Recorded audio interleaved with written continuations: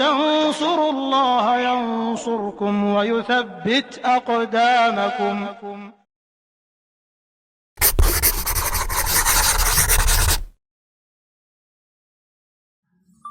Alhamdulillahirrabbilalamin. Wassalatu wassalamu ala asyrafil anbiya wal mursalin nabiyina wa sayyidina Muhammadin wa ala alihi wa sahbihi ajma'in.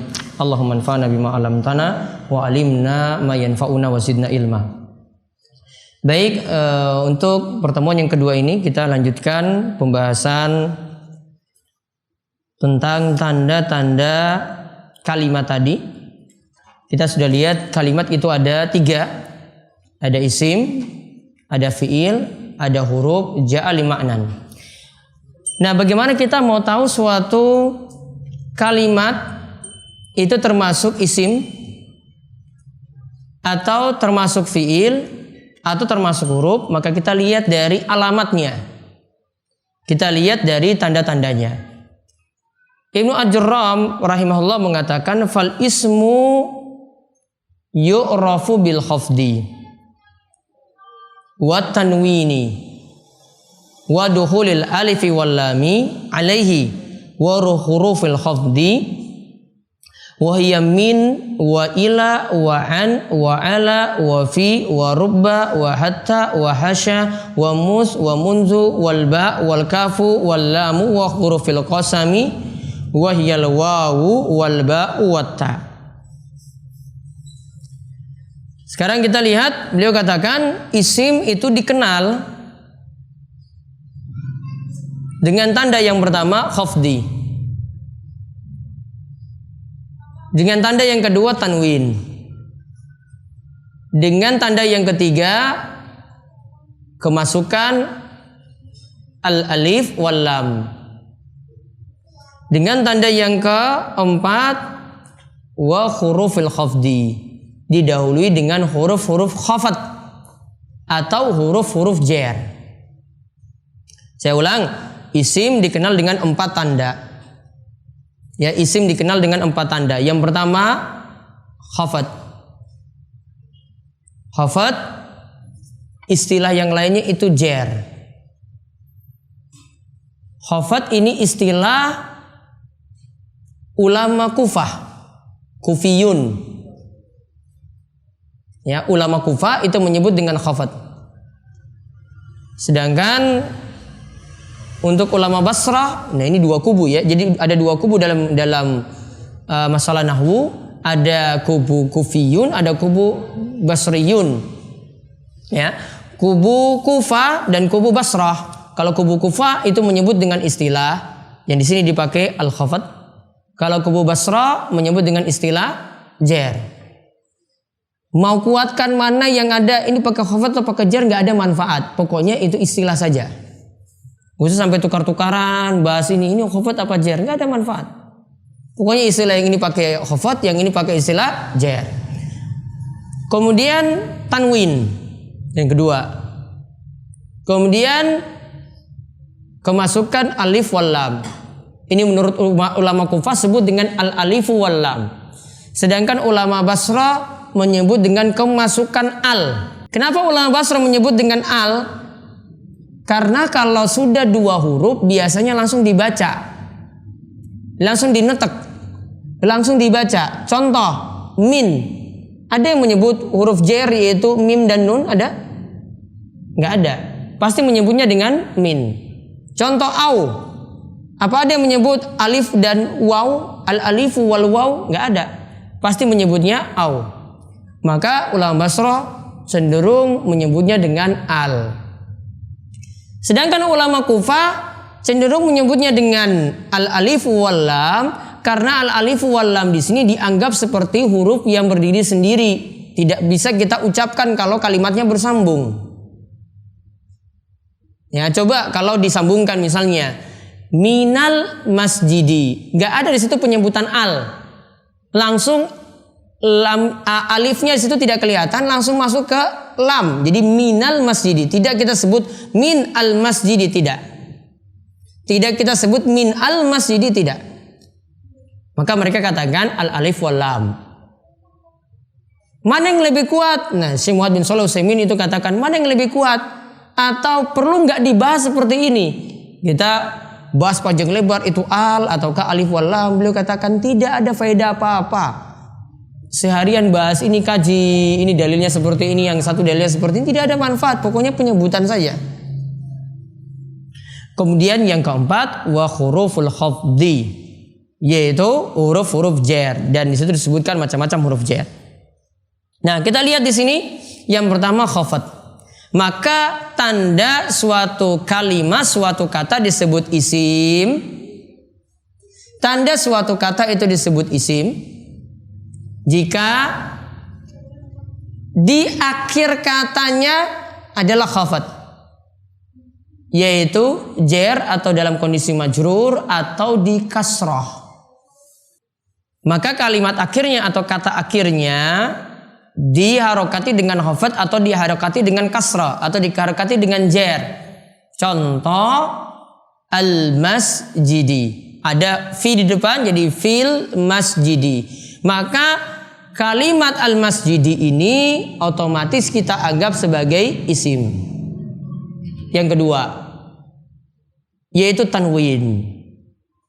Tanwin pengertiannya itu apa? Nah, ini pengertian tanwin, ini dicatat. Kalau ada yang punya kitab ini, Ta'liqat, itu juga ada pengertiannya di situ. Lihat tanwin di footnote yang nomor 1.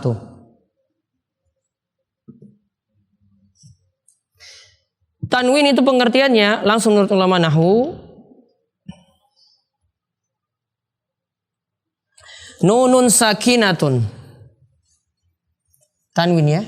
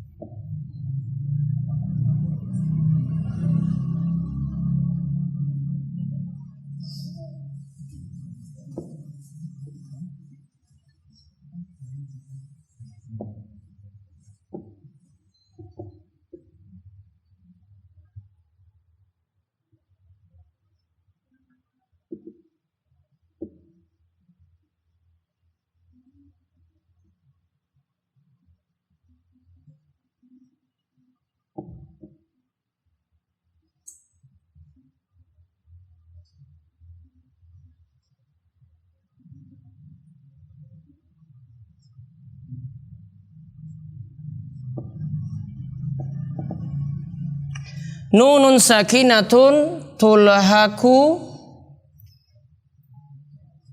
akhirul ismi lafzan wa tufarrikuhu khattan wa waqfan. Tanwin itu adalah nunun sakinatun, nun yang disukun. Jadi aslinya tanwin itu dari nun yang disukun. Contoh misalnya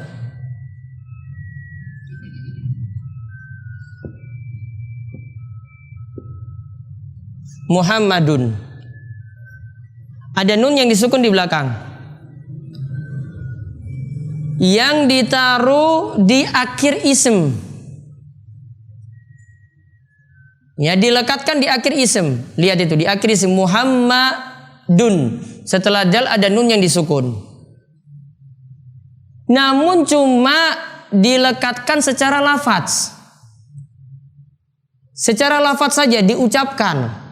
Wa tufariku khattan wa waqfan. Namun kalau dari sisi tulisan tidak ada nun yang disukun itu lagi. Dan dari sisi wakaf, kalau berhenti juga nun yang disukun juga tidak diucapkan. Wa tufariku khattan wa waqfan, itu maksudnya kalau dari sisi tulisan nun yang disukun tadi tidak ada, dari sisi wakaf juga kalau berhenti wakaf, tanda wakaf, nun yang disukun juga tidak ada. Coba kalau Muhammadun di wakaf jadi apa? Muhammad. Nun yang disukun tidak ada lagi. Ya, nun yang disukun tidak ada lagi. Jadi ingat, tanwin itu adalah nun yang sukun yang dilekatkan di akhir kata. Jadi Muhammadun dilekatkan di akhir kata. Nah, secara lafaz diucapkan, namun secara tulisan tidak ada nun yang disukun tadi, sudah digabungkan di huruf dalnya tadi. Itu namanya tanwin. Maka kalau nunnya tidak disukun, itu tidak masuk tanwin lagi. Atau nunnya itu diucapkan dan juga ditulis sekaligus, seperti misalnya pada misalnya ada kata-kata yang terakhirnya itu nun, disukun juga, ya disukun tetapi diucapkan dan juga ditulis sekaligus. Kalau ini kan tidak ditulis, maka itu tidak masuk dalam istilah tanwin. Maka contoh kalimatnya tadi Muhammad. Contoh marartu bi Muhammadin. Ya, aku melewati Muhammad. Maka Muhammad di situ karena ada tanda tanwinnya. Tanwin di sini bisa dhammatain, bisa fathatain, bisa kasratain. Jika akhir kata seperti itu maka termasuk isim. Kemudian yang ketiga, al. Yang ketiga al. Nah, Syekh Shalih Al-Utsaimin dan Syekh Muhammad bin Shalih Al-Utsaimin lebih cenderung memakai istilah al. Atau Syekh Shalih Al-Utsaimin itu lebih cenderung memakai istilah al. Kenapa? Karena ini sudah 2 huruf. 2 huruf itu biasanya langsung dibaca. Min kita baca min langsung, gak sebut nama hurufnya. Maka jika ada kalimat yang kemasukan al, maka itu tanda isim. Al tidak mungkin masuk pada fiil, al tidak mungkin masuk pada huruf. Cuma ada pada isim saja. Kemudian yang keempat, kemasukan huruf-huruf jar. Ya, kemasukan huruf-huruf jar atau huruf-huruf khafat. Di sini beliau sebutkan contoh-contohnya mulai dari min. Min artinya apa? Dari, kemudian ila, ke, kemudian an. An artinya apa? An, dari. Terus beda min dan an itu apa? Nah, itu PR yang ke berapa tadi? Yang kelima apa keenam? Kelima. Cari perbedaan min dan an. Harus perbedaannya bisa jelaskan loh. Tulis perbedaannya tapi bisa menjelaskan.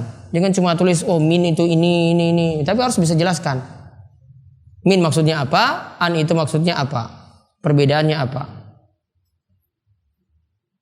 Kenapa dalam hadis kok pakai an Aisyah kok enggak min? Iya toh? Dalam hadis kan kita sebut an Aisyah radhiyallahu anha qalat. Kenapa enggak sebut min Aisyah? Kan sama saja artinya juga. Nah, itu cari perbedaannya biar tahu. Terus an tadi sudah, ala di atas. Menunjukkan makna ista'la, makna tinggi. Kemudian fi di dalam. Kemudian rubba. Rubba bisa maknanya qalil, bisa maknanya katsir, bisa maknanya sedikit, bisa maknanya banyak.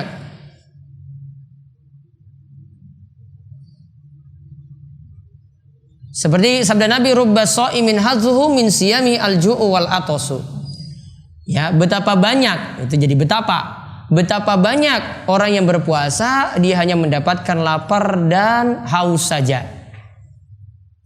Kapan diartikan qalil, kapan diartikan kasir, kapan diartikan sedikit, kapan diartikan banyak? Kata Syekh Muhammad bin Shalih Al-Utsaimin tergantung konteks kalimat. Pasnya itu artikan sedikit, yuk kita artikan sedikit.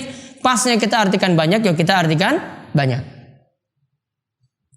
Kemudian hatta. Hatta juga masuk huruf. Kadang ada fungsi hatta yang lainnya. Nanti silakan lihat di mulakhas. Hasya. Hasya ini pada pembahasan apa kalau di Muyassar? Pada pembahasan apa? Huruf-huruf istisna. Ya, huruf-huruf istisna. Maka hasya nanti fungsinya sebagai huruf jar. Maka kalau dia fungsinya huruf jar maka sudahnya nanti majrur. Kemudian mus dan munzu. Artinya apa mus dan munzu? Mus dan munzu sejak. Kemudian alba. Al-ba, ingat ya, kalau satu huruf kita menyebutnya itu tidak bi, namun kita menyebutnya dengan apa? Al-ba. Maka kita menyebut misalnya huruf jer ba, maka kita sebut dengan hurufnya itu namanya al-ba. Padahal kalau kita nyebut dalam kalimat misalnya marartu bi Muhammad, kita bacanya bi, namun nama huruf jernya kita tidak sebut huruf bi, namun kita sebut apa? Huruf al-ba.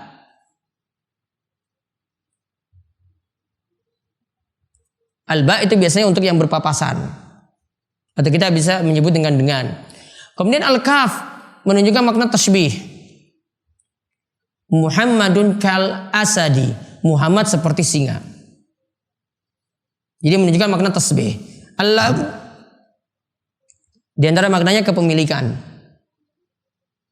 Kemudian wa hurufil qasami, huruf-huruf yang digunakan untuk sumpah ada 3, yaitu al-waw, kemudian al-ba, kemudian at-ta. Al-waw, al-ba, dan at-ta. Nah, semuanya tadi huruf-huruf khafat tadi ini menunjukkan kalau kata sesudahnya itu pasti masuk isim. Nah, Syekh Shalal Utsaimin itu katakan bahwasanya semestinya yang huruf khafat ini tidak masuk lagi di sini, kita tidak sebutkan sendiri. Namun sudah masuk pada yang nomor 1, tanda nomor 1. Tanda nomor 1 itu apa? Khafat. Karena setiap isim yang jadi khafat, setiap isim yang jadi majrur itu karena huruf, di antara sebabnya adalah karena huruf jer. Ya, intinya isim itu bisa menjadi majrur karena 2 sebab atau 3 lah kesimpulannya. Yang pertama karena huruf jer, yang kedua karena idhofah, yang ketiga tawabi atau tabi karena mengikuti naat, man'ut, dan seterusnya. Nah, itu tanda-tanda isim. Kemudian kita lihat tanda-tanda fi'il. Ya, sekarang tanda-tanda fi'il.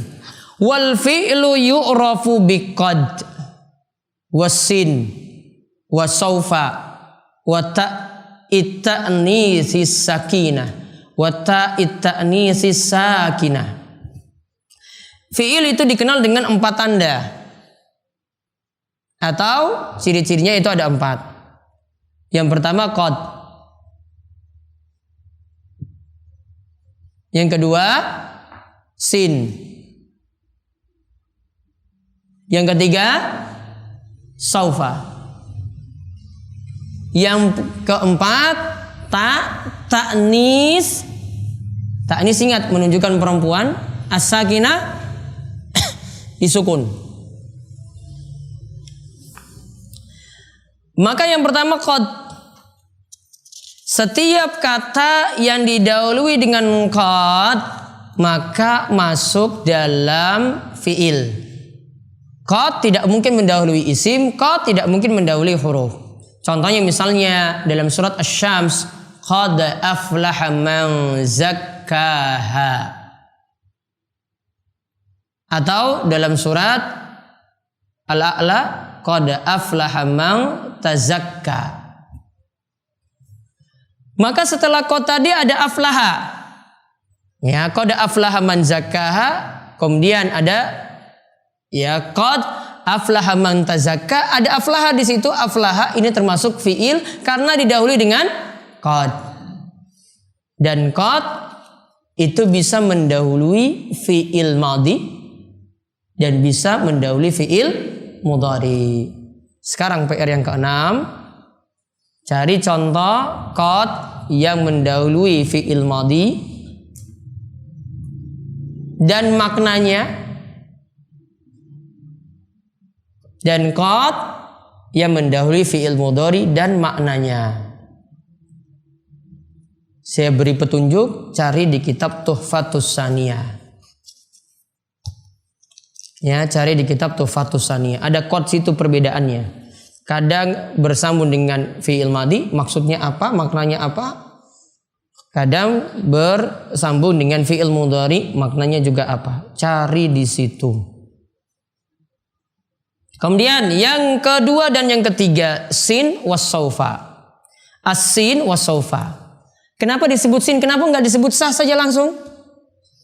Karena satu huruf, maka penamaannya sebut nama hurufnya asin. Ya, asin wa saufa. Ya, ini tanda juga bahwasanya saufa tidak kita sebut asin wal waw wal fa, bukan. Karena sudah lebih daripada satu huruf.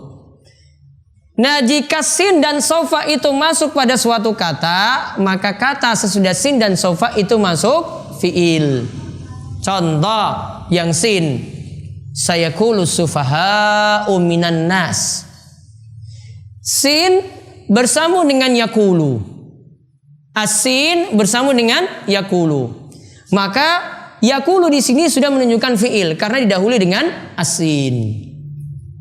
Kemudian saufa. Contoh yang saufa yu'tihim ujurahum. Saufa setelahnya itu yu'tihim. Maka yu'tihim di sini masuk fiil karena didahului dengan saufa tadi. Ya, karena didahului dengan saufa tadi. Maka sin dan saufa itu menandakan kata sesudahnya itu adalah fiil. Namun sin dan saufa masuk pada fiil mudhari'. Ya, beri catatan sin dan saufa hanya khusus masuk pada fiil mudhari, tidak pada fiil madhi. Karena makna sin itu untuk waktu yang dekat qarib, sedangkan saufa akan untuk waktu yang ba'id, ya, yaitu kita biasa terjemahkan dengan kelak. Maka karena menunjukkan makna seperti itu, maka lebih cocok dengan fiil mudhari bukan fiil madhi. Kemudian tanda yang keempat, yaitu kemasukan ta'ut ta'nisi sakinah. Ta yang menunjukkan perempuan, as-sakinah yang disukun. Ta yang menunjukkan perempuan yang disukun.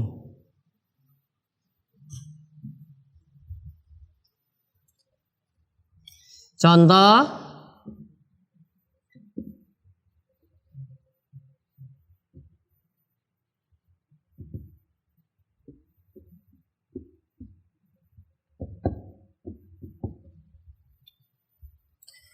qalat Aisyatu. Coba perhatikan di situ, taknya tak yang disukun, menunjukkan perempuan. Ini bersambung pada fi'il madhi apa fi'il mudhari? Bersambung pada fi'il madhi apa fi'il mudhari? Fi'il madhi. Ya, bersambung pada akhir dari fi'il madhi. Namun di sini Syekh Shalih Utsaimin mengatakan ta'ni sakinah ini bukan hanya tanda khusus untuk fi'il, namun keseluruhan tak. Coba lihat pada fi'il madhi, kalau kita i'rab berdasarkan dhamir, katabta ada taknya kan? Katabtuma ada tunya situ, katabtum. Terus katabti, katabtuma, katabtunna. Terus kalau anak katabtu, lalu katabna. Coba lihat tak semuanya yang ada di situ. Kata Syekh Shalih Utsaimin, beliau katakan semuanya masuk tanda-tanda fiil. Jadi bukan khusus untuk ta'nis sakinah saja. Disebut ta'nis sakinah karena mudah diucap. Namun yang lainnya itu juga masuk. Namun berharokat. Kalau ini cuma disukun saja, yang lainnya berharokat. Maka ta'na yang lainnya lagi untuk fi'il madhi semuanya masuk tanda fi'il. Maka 4 tanda fi'il tadi ini yang membedakan dengan isim. Lalu yang terakhir wal harfu, beliau katakan ma la yasluhu ma'ahu dalilul ismi wala dalilul fi'li. Sedangkan tanda huruf itu tidak kemasukan tanda-tanda isim dan juga tidak kemasukan tanda-tanda fiil. Maka tanda-tanda isim yang 4 tadi tidak masuk pada huruf. Tanda-tanda fiil yang 4 tadi juga tidak masuk pada huruf. Maka huruf itu tidak ada tanda isimnya, tidak pas untuk dimasuki tanda isim, tidak pas juga untuk dimasuki tanda fiil. Ya, tidak pas. Maka dia tidak memiliki tanda-tanda yang khusus. Contoh misalnya huruf hal ata 'alal insani hinum minad dahri dan seterusnya. Hal di situ kita tidak ada didahului dengan lam untuk huruf jar, tidak ada. Halnya juga tidak ada tanda khafat di situ, tidak ada. Hal juga tidak bisa ditanwin di situ. Hal juga tidak didahului dengan qad, tidak didahului dengan sin, tidak didahului dengan sofa, dan juga tidak ada tanda ta'u ta'nis sakinah. Maka untuk huruf tidak memiliki tanda isim dan tidak memiliki tanda fiil, atau tidak pantas dimasuki dengan tanda isim dan tidak pantas dimasuki dengan tanda fiil. Ada pertanyaan dulu untuk tanda-tanda yang ada? Ya.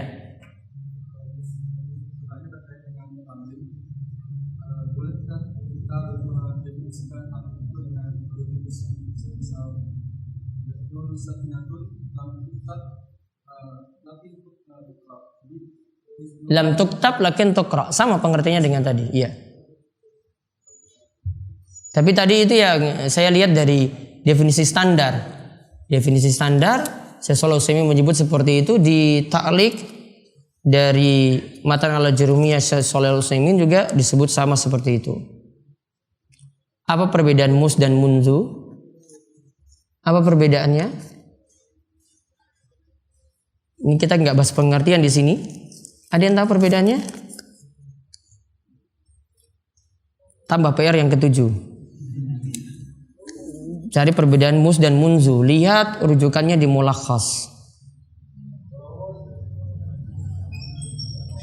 Untuk dikatakan sebagai kalam, apakah harus ada keempat syarat tersebut? Kalau kata Zaid tadi seperti yang dicontohkan, apa masuk kalam? Zaid tidak. Tadi saya cuma sebutkan saja kata Zaid. Kata Zaid di sini ini sudah masuk lafaz. Ya, lafaz yang punya makna. Dari sisi lafaz dia masuk. Namun dari sisi kalam dia belum masuk. Ya, dari sisi kalam belum masuk karena harus terpenuhi arba atau syurut yang tadi disebutkan. Disebut 4 syarat tadi. Lafaz, al-lafzu, al-murakkabu, al-mufidu bil wad'i. Baik, wallahu a'lam bishawab. Itu kita pelajari tadi tanda isim, fiil dan huruf.